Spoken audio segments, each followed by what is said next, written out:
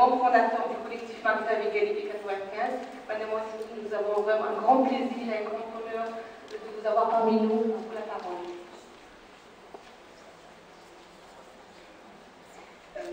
Bonjour. Merci Fatima Zora, et je dirais que c'est moi qui suis honorée d'être là à cette place aujourd'hui et d'être à Tizi Ouzou, parce que je pense que c'est une étape importante. Je dis que c'est une étape parce que dans la salle il y a beaucoup de personnes avec qui nous avons fait un très long chemin pour défendre les droits des femmes, défendre les libertés des femmes. Après votre introduction si complète, qui a donné tellement de pistes de réflexion, je vais simplement dire quelques mots qui vont paraître très légères à côté de ce que vous avez dit. Mais sous l'œil, d'abord, se trouver sous l'œil en même temps de Descartes et d'Averroès, je trouve que c'est un très bon signe pour lancer nos travaux, n'est-ce pas? Il est rare de trouver aujourd'hui dans une enceinte officielle institutionnelle Algérie autant de références à l'universalisme et à l'universalité. Et vous savez que notre combat se situe vraiment dans cet axe qui est très très important. Aujourd'hui, nous avons sans doute à mener notre combat dans une situation politique tout à fait particulière, qui est celle sans doute de ce que certains chercheurs appellent déjà le post-islamisme, n'est-ce pas, qui, bien qu'il n'ait plus d'ambition politique, aujourd'hui il y a une ambition beaucoup plus profonde, sans doute, qui vise la société et qui vise sans doute à l'instauration et au maintien de la charia. Et vous avez parlé du collectif Maghreb Égalité, c'est une étape importante dans la lutte des féministes algériennes et maghrébines, puisqu'elle a été constituée uniquement en 1992, mais depuis déjà les années 70, on peut dire qu'au Maghreb, d'abord en Algérie sous des formes clandestines, et puis ensuite sous des formes ouvertes, n'est-ce pas, les femmes algériennes se sont mobilisées pour revendiquer leurs droits, pour revendiquer ce qu'on leur doit d'ailleurs. Je suis contente qu'il y ait Louisa parmi nous, parce que bien évidemment, si elle est là, elle nous rappelle l'histoire, et si on parle des droits des femmes, il faut rappeler l'histoire, n'est-ce pas?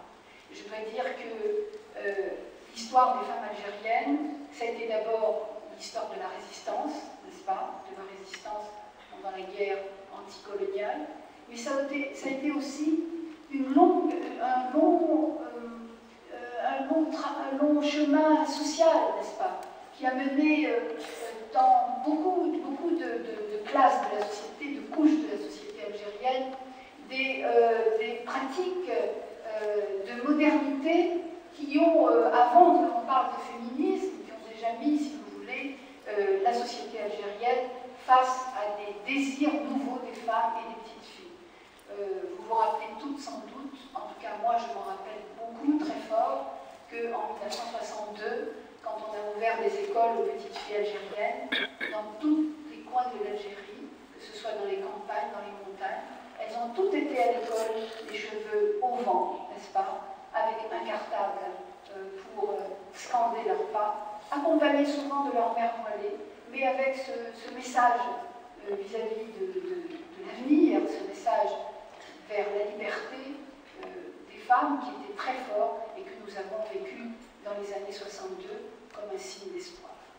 Aujourd'hui, dans notre parcours féministe, nous avons plusieurs tâches, plusieurs chantiers, comme on dit, et il y en a un qui est très important, c'est celui sans doute, ce que j'appellerais le chantier de l'histoire, celui de renouer les liens avec notre histoire algérienne.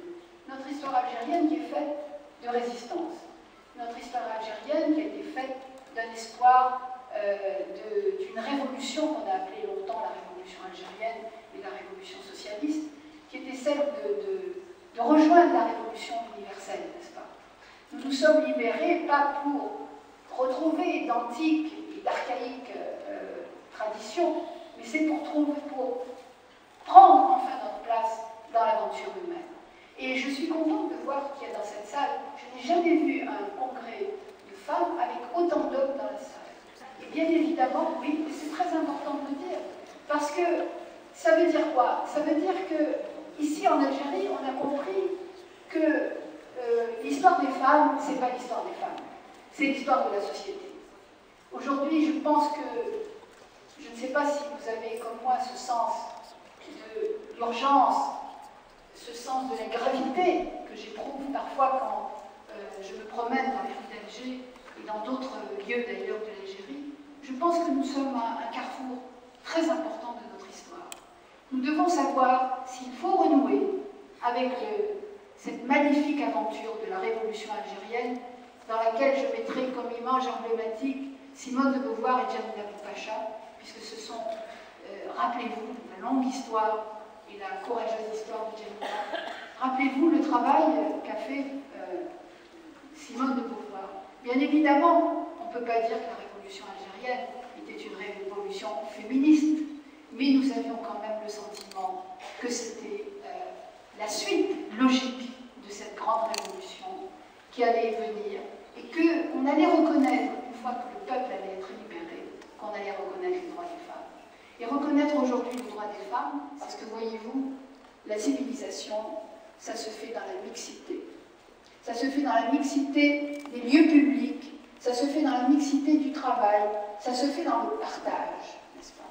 Or, aujourd'hui, ne nous cachons pas, puisque vous nous avez convié, monsieur le recteur, à parler sans tabou, ne nous cachons pas qu'il y a aujourd'hui, dans ce pays, des tendances qui sont très opposées par rapport à cette situation, où nous sommes fidèles à ce que nous appelons la révolution algérienne, ce que nous avons vécu, n'est-ce pas? Et je suis sûre que beaucoup d'entre vous, pas oubliés, mais qui ont été pensés par cette idée de la liberté, n'est-ce pas? Alors aujourd'hui, il faut savoir si vraiment nous sommes prêts à rejoindre cette liberté, à donner la capacité à la société, aux femmes à le rejoindre, n'est-ce pas? La liberté à l'université, on vient de parler de l'université. Le savoir, comment faire un savoir qui ne soit pas marqué par la liberté du savoir. Ça, c'est très important. Et c'est pour ça qu'être ici aujourd'hui, pour moi, c'est un grand honneur, mais en même temps, c'est un réconfort et c'est un grand plaisir d'être au sein d'une université, au sein d'une institution, et pouvoir aborder ces questions des femmes, et ces questions de liberté, d'égalité, des droits de la personne humaine, comme nous a demandé Imen, parce que je crois qu'on ne peut pas parler des droits des femmes sans parler des droits de l'homme en général, n'est-ce pas? Et donc je pense que pendant ces 2 jours de travail, nous allons sans doute faire avancer, et ça sera sans doute une étape très importante.